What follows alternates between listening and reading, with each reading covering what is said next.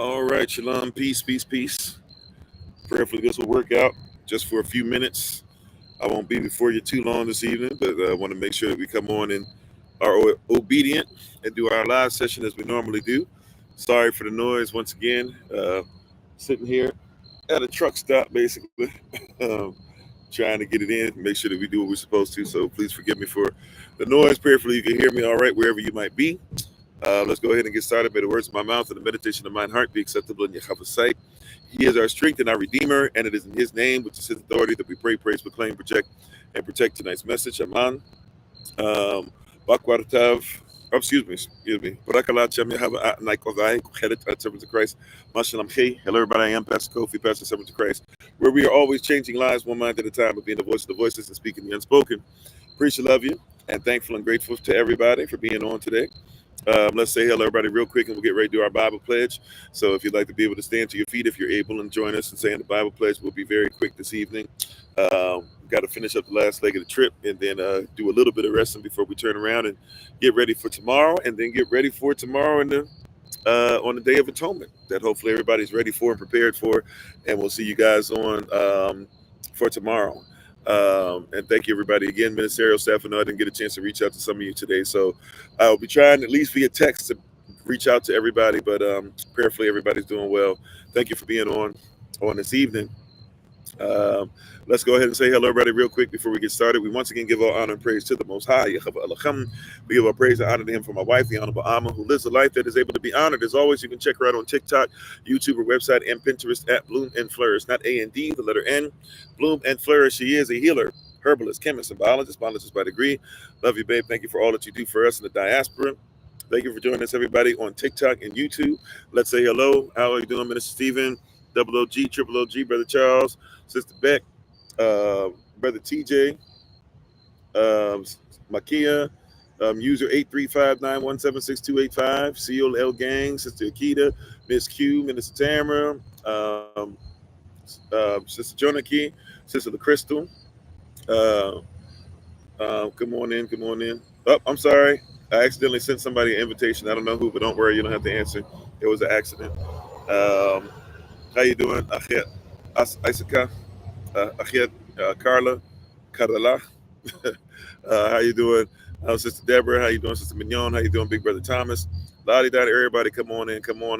How you doing? I think I said Minister Tamara earlier. How you doing, JTO, Sonia, and anybody that I might have missed? Charging to my head, not to my heart. How you doing, Sister Renee? Praise your cover. Matter of fact, Sister Renee, I don't know if I sent you what I was supposed to send you. Let me just go ahead and send you one more thing. Hold on. You guys pause, because I was supposed to send Sister Renee something a long time ago. I'm not sure if I texted it or not. Hold on. Let me get this done. I think I'm not even sure. I've been sending out a lot of stuff and speaking to a lot of folk today. And we're supposed to have it to you yesterday. Yeah. So while I'm looking at it, let me just make sure, just to double check, just in case I didn't send it. I know you getting ready for Shabbat and everything, so don't trip off anything right now. But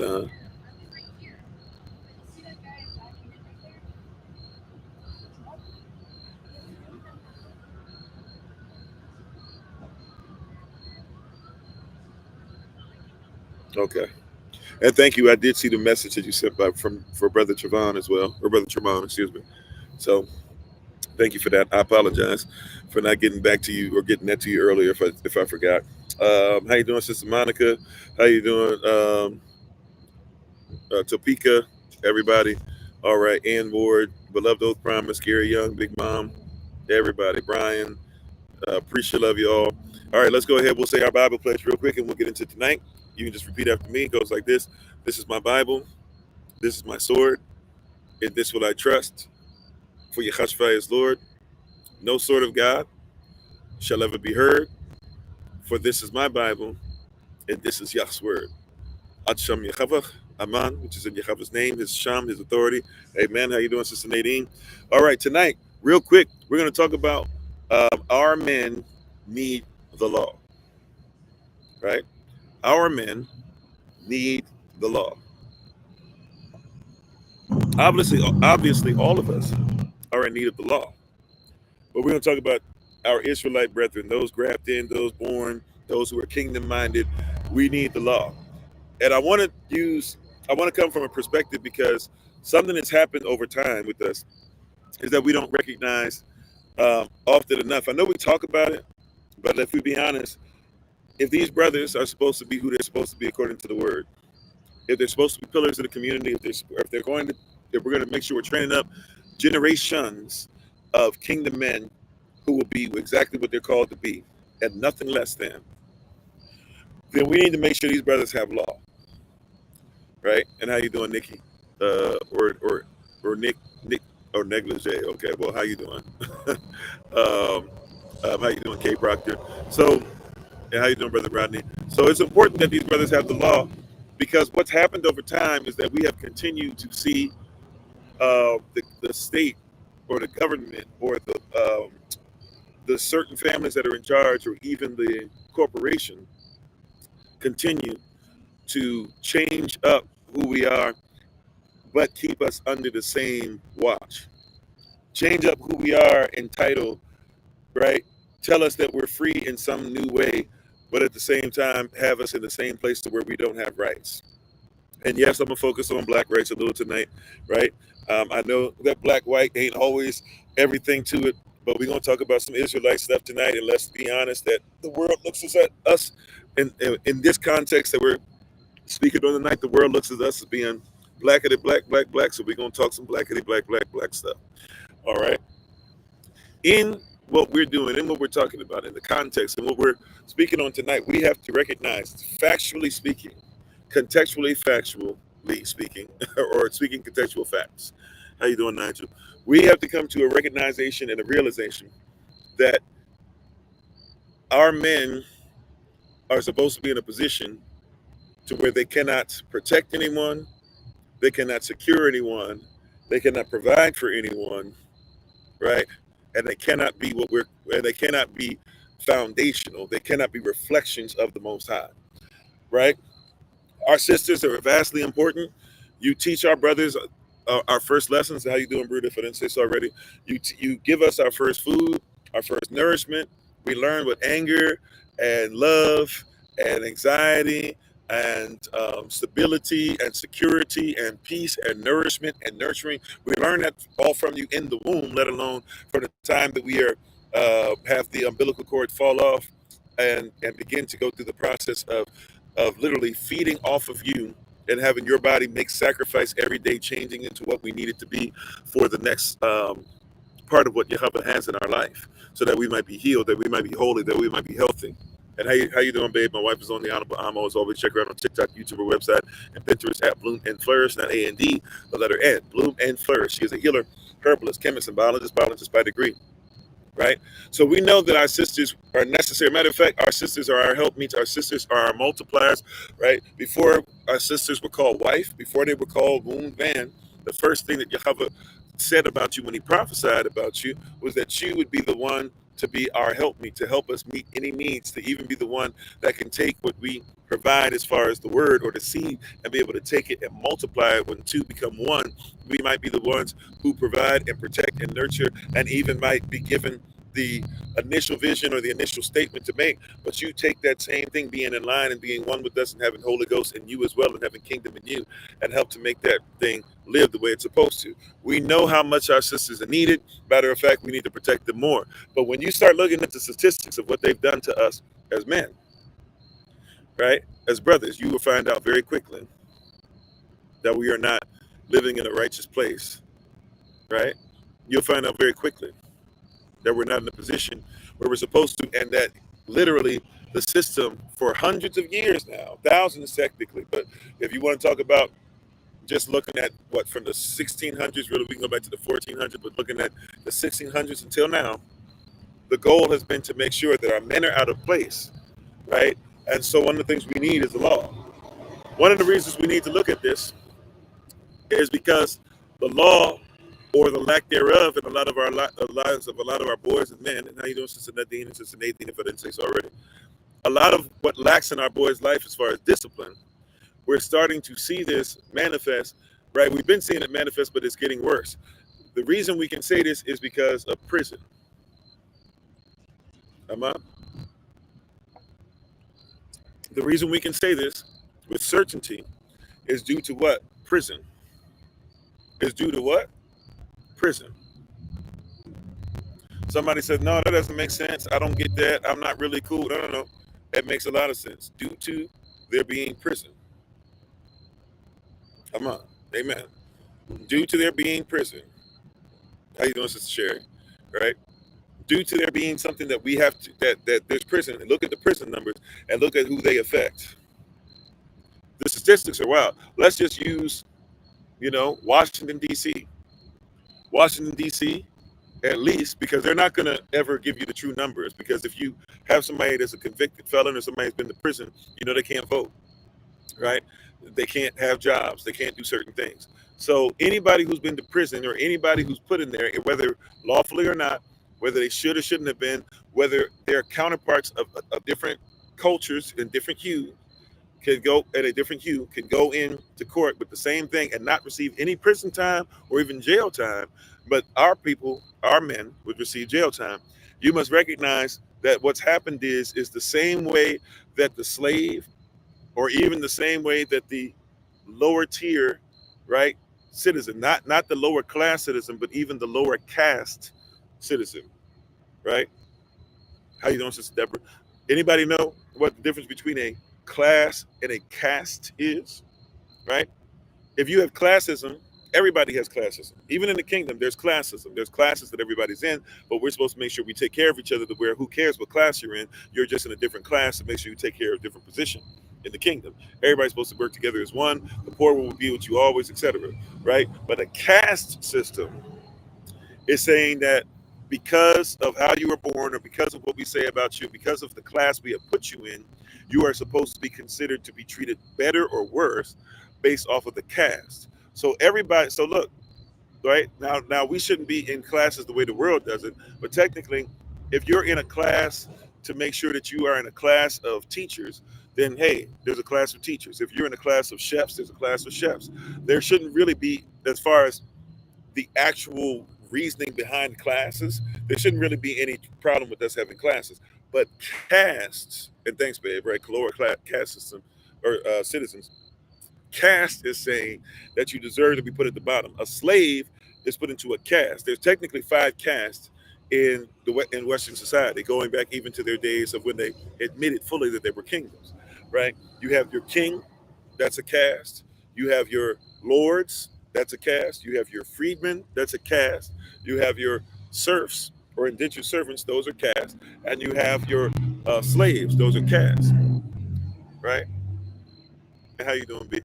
And amen, Sister Mignon, right? So when you look at this stuff and the caste system, the different castes that persons are in, the different castes that you're placed in, the different castes that they try to teach you to be in from school. We always talk about the classes you took in school, but they don't remind you that they teach you about a caste you're supposed to be in as well. That's why you have a lower, you see, if we said it differently, maybe we say like we have a light-skinned caste and a dark-skinned caste, right?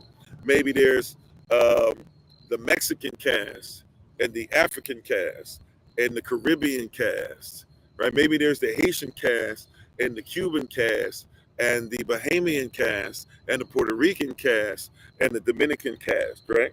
These are places that when you're put in and you're supposed to fit into something no matter what. You said where someone tries to keep you, not where Yah has placed you, right? So this is what so this is what persons have done. And so in this caste system, what you have to recognize is they have made you to be prisoners. And guess what? If you're a felon, if you're a prisoner, if you've been to prison, by law, their law, not Yah's law, but we got to be honest about this. By law, you are not allowed to do any more than a slave would do, or at least a very low class, freed, low caste indentured servant. You're one rung away, or you're a slave without officially being a slave. If you're a felon, can you vote? Let's just look at this practically, right? Let's not make this mystical. Let's make this practical. If you go to prison, even if you didn't do what they said you did, because if you can reverse it, but you have to even know how to do that, and even that's difficult. So if you go to prison, even if it's something you didn't do, are you considered to be? Right? If you ever become a felon, even if they find out that you should have never been one. Can you vote? The answer is no. Watch this. If you become a felon, are you really, like, I mean, yeah, maybe somebody might look out for you, and maybe there's certain things where they're starting to give you like these fringe opportunities to maybe make minimum wage. But let's be honest. You were teaching that to your sons earlier. Praise God, we're in agreement. Watch this. Watch this. You ready? You can't even get a job. But you're supposed to be somebody that's great for society. Now, you got to be careful because it's about a caste. Watch this. If a young person of a different hue, how you doing, D, goes before a judge, right? If a young man who's of a different hue than you and I, goes before the judge, and he's 20 years old, 19 years old, and he says, and he's done something that is wrong. I'm not saying maybe committed the M-word or something, but let's just say he's done something that obviously he broke the law, right? And the judge has the right to be able to let it go and say, we're not going to put you in prison. We're not going to take this any further. We're not going to put you in jail, et cetera, et cetera. Like, we're done with this, right? If it's of a different hue, the judge will say, you know what? This is a young man. He made a mistake. We hope that he gets it together. I think this is a lot of scare for him. I'm not saying this happens all the time, but let's be honest, this happens. But let it be somebody of our diaspora, of our hue, or somebody that's at least thought to be of our hue in some way, shape, or form. And you go before the same judge in the same situation, they throw the book at you. And you end up now, from that point on, never being able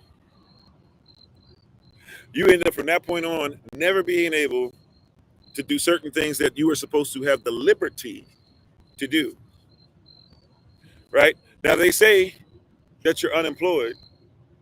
They don't even count those prisoners or those who come out of prison as unemployed, but that's part of the unemployment rate, which means that you should always think of whatever they tell you the unemployment rate is for us, you should always think 15 to 25% higher, right? Just stay with me now. It's going to be a little rough tonight.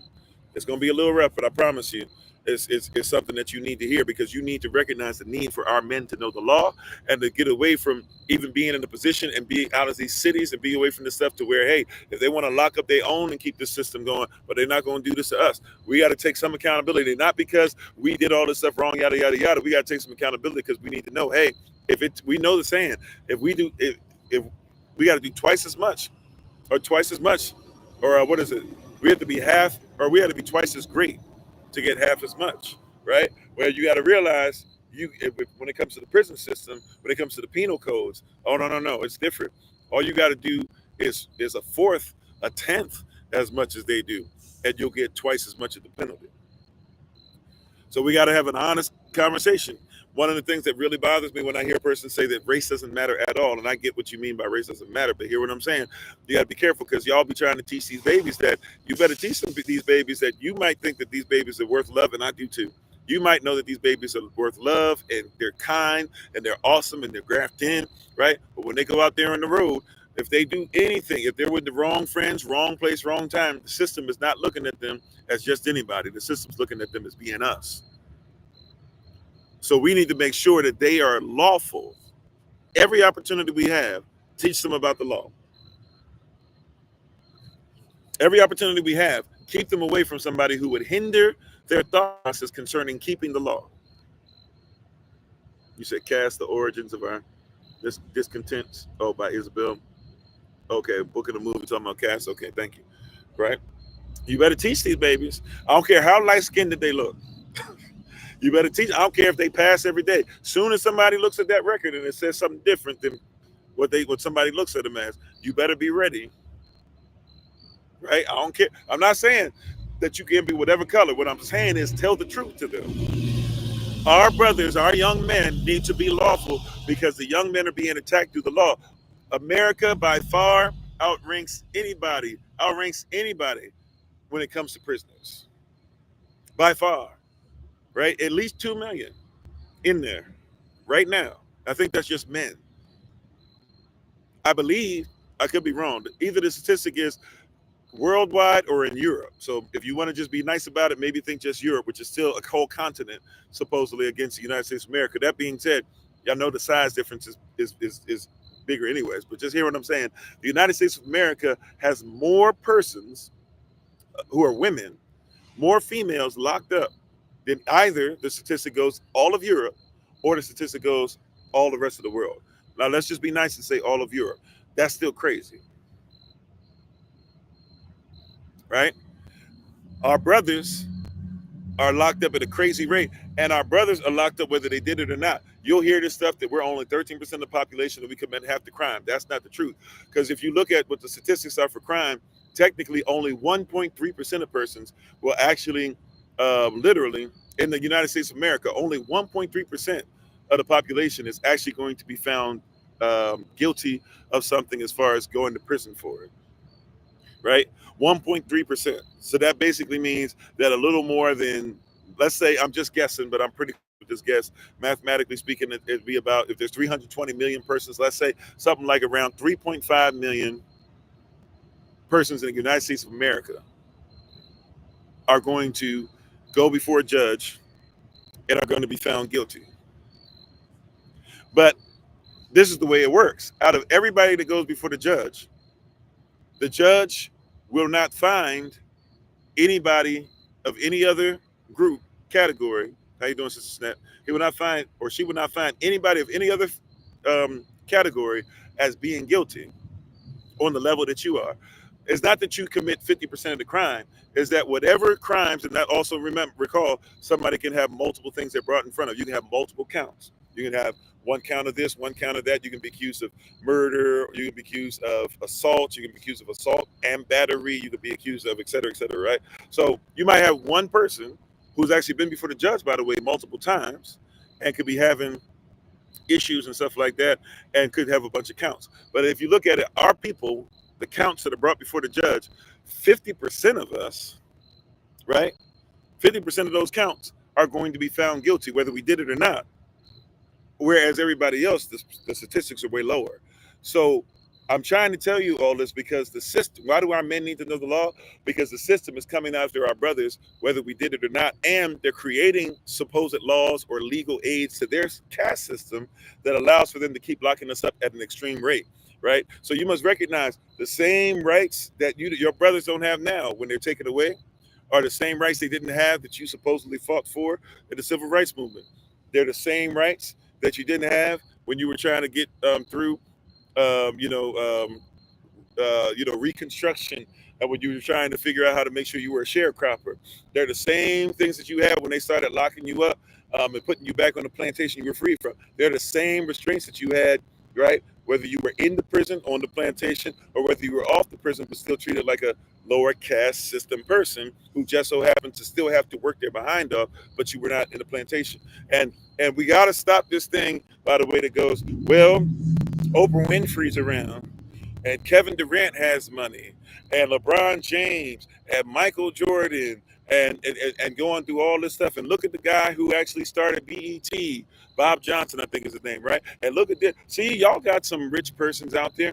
Yeah, there were always rich persons. There were oil tycoons during slavery that were black. Matter of fact, there was a female oil tycoon, right? There was a sister who started making sure that she was doing things for hair products, and she was rich during the times of Reconstruction and slavery. We got to stop this thing that just because there's one or two persons up there that everything's straight. Amen, right? So once we get past that and we recognize what time it is, praise God, and we begin to go through this process of this thought process of what's happening, you got to recognize that they're locking brothers up at the same rate. Now, if the brothers are gone, this is how it starts affecting everybody else. First of all, let's look at our wives. Let's look at our sisters. Let's look at our aunts, our mothers. Do you know? See, watch this. Watch this. When do you think that brothers get locked up? I know they get locked up at all ages, but just roll with me now. What age do you think that they're locking us up the most? Just roll with me for a second, right? I'm not going to be before you too much longer. We got to get ready for the meeting and stuff tonight anyways, and I got to get back on the road, right? right? You said 15. Well, that's juvenile and stuff, right? There's some brothers that are getting locked away, or at least start the process of getting locked away, right? But I want you to think about it. Let's just do like the 15 to like what's that they even do with your movies? 15 to 35, right? If you have a television show, you want to hope at some point you're reaching the 15 to 35 age demographic, right? Because that means that you'll be reaching the next generation, right? If you got sports on, you want to make sure you're reaching 15 to 35-year-olds at some point, right? This is the age for men when we commit the most in relationships. This is why a lot of brothers go to prison and they have, their main squeeze, they wife, they whatever, they boo, etc.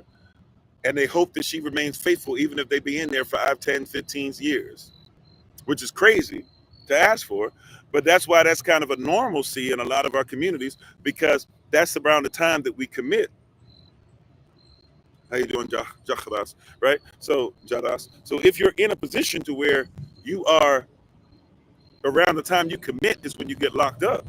What does that do to your society? Think about this now, right? This is when you're your youngest. This is when you're supposed to have your business together. This is when we should start making sure you're getting advanced training. This is when we're supposed to make sure that you are getting it. If we were doing this correctly, you should be getting an inheritance. Like, a lot of other persons in their communities, they graduate and they go to college, and then their family's like, hey, we got here's your car, and here's your house, or here's your first set of bills paid. You said same demographic as their serial unaligned. Okay, right? Yeah. So while they're going and becoming COs, even correctional officers, to be in the prisons, to be the overseers that are watching over you on the plantation, right? You're seeing all these persons go on the plantation. Now watch this. This, right? We should be purchasing land, all that stuff, right? Now watch this. So now that that's happening in his age range and in his time, what do you think's happening next? What percentage of our sisters? Now I know the percentages can be a little wonky, but we're gonna have an honest dialogue. We're gonna have an honest conversation, y'all. Right? I think this is a little too high because it doesn't take into account as much as I think it should.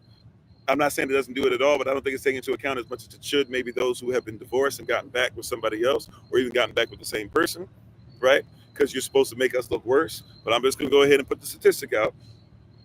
Supposedly, and this is probably still 4 or 5 years ago, so it might be a lot worse now, or at least the number might have crept up. But supposedly, our sisters are out here. That's single mothers, right? That's um, single women, period, without children, etc. All of them in there. Our sisters are supposedly at about a 75% rate of being unmarried, unwed. Supposedly, I'm just going off of what I've been, what's out there for you to read, right? Do the research for yourself. Maybe you'll find something different. Always consider the sources that you're looking for, right? But let's say it's only 50%. That's still too much. Technically, if it's 20%, that's still too much. Technically, if it's 1%, it's still too much. But let's just go ahead. If it's 50%, it's way too much. But let's deal with that 75. That means that 3 out of 4 sisters. But that kind of helps us to see that, wait a minute, 3 out of 4 brothers in DC or sorry, 3 out of 4 brothers in Chi-Town, 3 out of 4 brothers in Chicago have no job. At least 1 out of 2 brothers, probably closer to 3 out of 4 brothers in DC have no job. Now, when your brother has no job, especially the ones that are even trying to be righteous, watch this now. Even if they're trying to be righteous, especially, and they can't get something, then naturally, especially if they start getting to a place where they have families, what do you think they're going to do?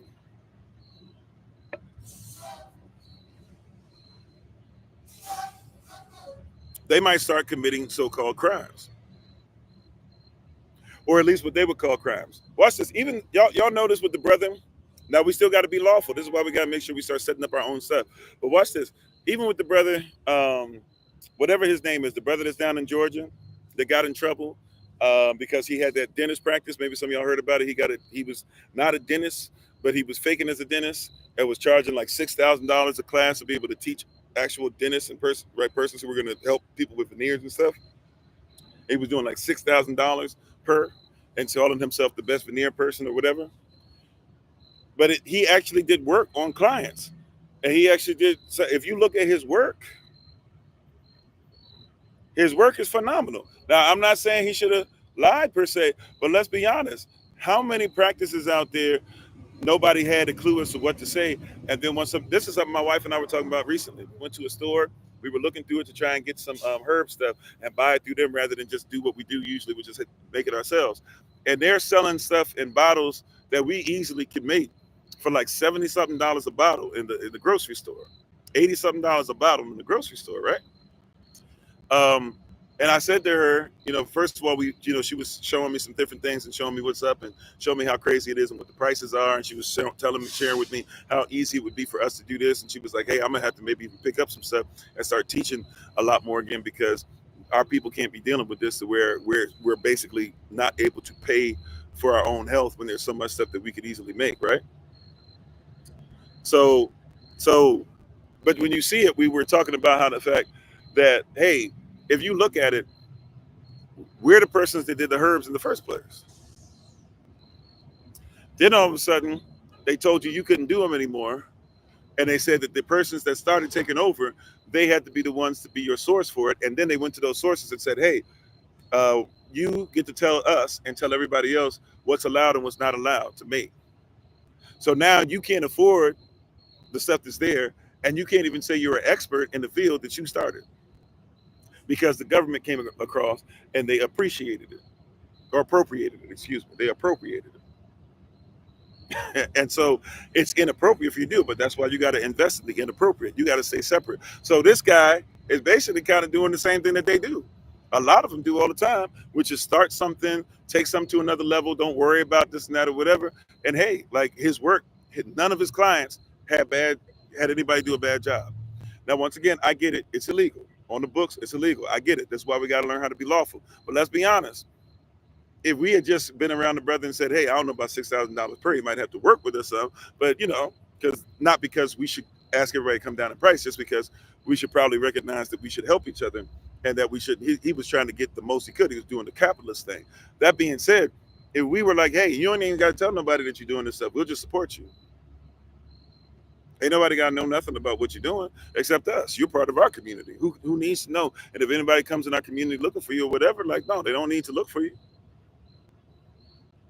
Right? But they do all these different things. Remember, it wasn't that long ago. They locked a whole bunch of us up for weed. Took a whole bunch of fathers off the street for weed. Locked a whole bunch of us up for all types of that white substance that all of a sudden they have out there. And then told you and I, once they wiped us out and put us in there, then they started saying, oh man, we got to make sure there's too many of our kind getting locked up for it. Oh man, we got to be careful about this opioid addiction. Isn't it something that's terrible? Well, you guys flooded the street with the stuff that you locked us up for and took away our rights to habeas corpus. And when they do this, they're taking away your community. They're taking away your ability to move even in their system. You shouldn't be in their system, but if you are in their system, be in it, but not of it. And you can't even move in their system and not be of it, because you have to be of it, because now you belong to them. You're a slave. You're a former prisoner. 13th Amendment doesn't take away the right or take away slavery. 13th Amendment just says, as long as we arrest you, you are now a slave. We need our men to be lawful. Right, and a lot of persons are still incarcerated for stuff that's legal now. There was a white brother. I saw him on a video today talking about how the first sign that he saw when they got out of prison was a sign where somebody would literally deliver that drug, or what they called the drug back then, the herb, to your house. Literally. He said he got out of jail. He was in jail for 33 years. And he said, as soon as I got out of prison, the first sign I saw was a sign that said somebody would what they told him was illegal, and what he's a felon for, and what has taken away a bunch of his life. By the way, he was a slave. He was forced to have a job, just like all slaves in prisons are. They force you to have a job. They pay you pennies. They didn't say you didn't pay them enough, right? Even though you're only supposed to pay a percentage of what you pay. They said you didn't pay enough of your Social Security, so you can't even get Social Security. You're not a citizen. You're not a citizen, even of the corporation. You're a slave to it, right? But he says after 33 years in, he literally looked up on a sign, right? And he said when he looked up on the sign, he saw what? He said he looked up on the sign And when he looked up on the sign, what did he see? He saw a sign that said clearly, oh, somebody can now deliver what it is I got locked up for.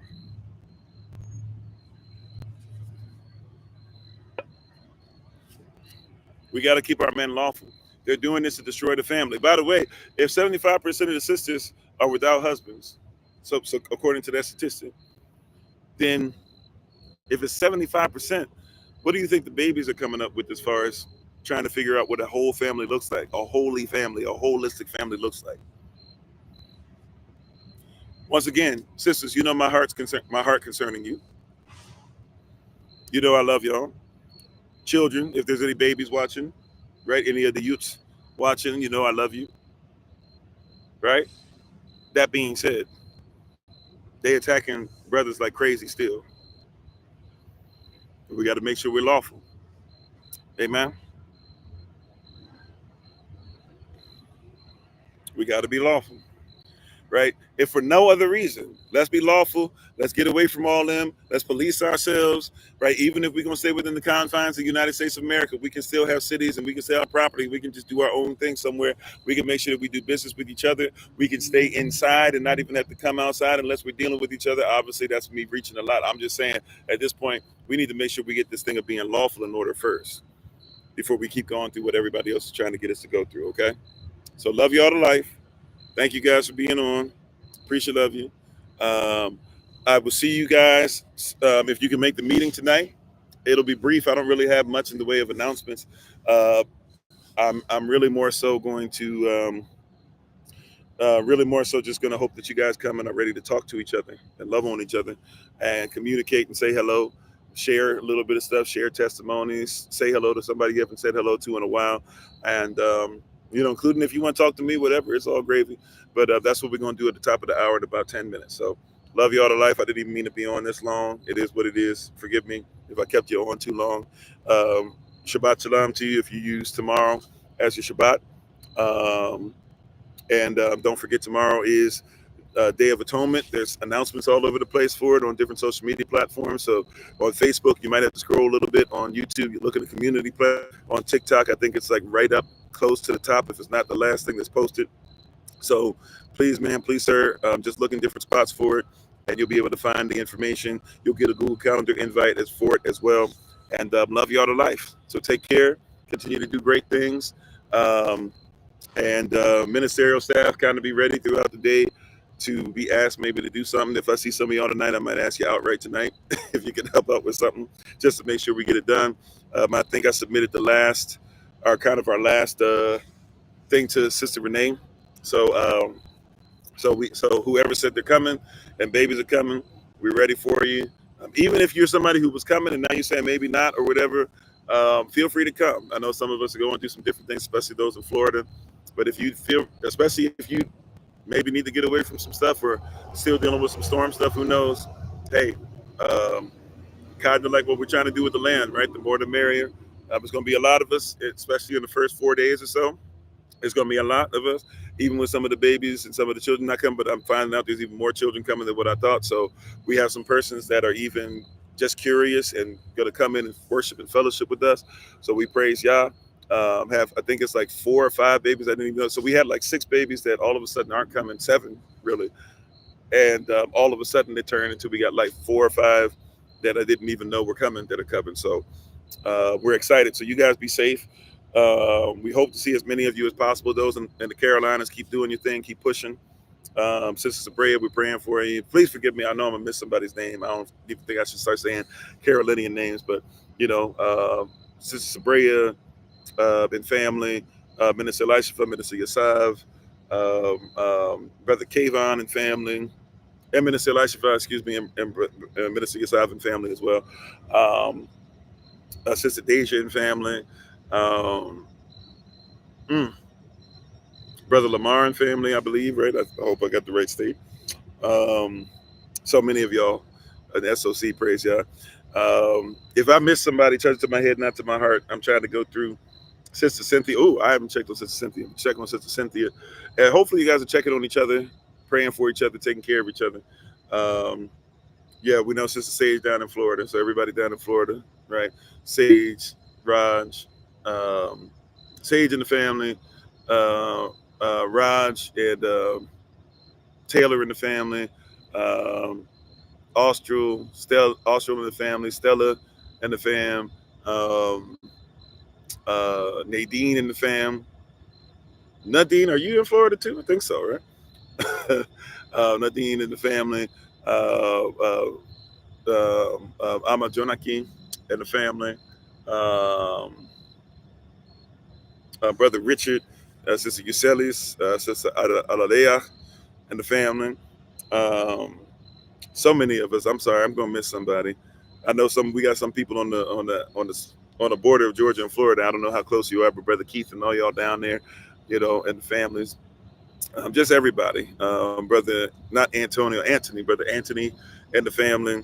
Um, Minister Tracy and the family.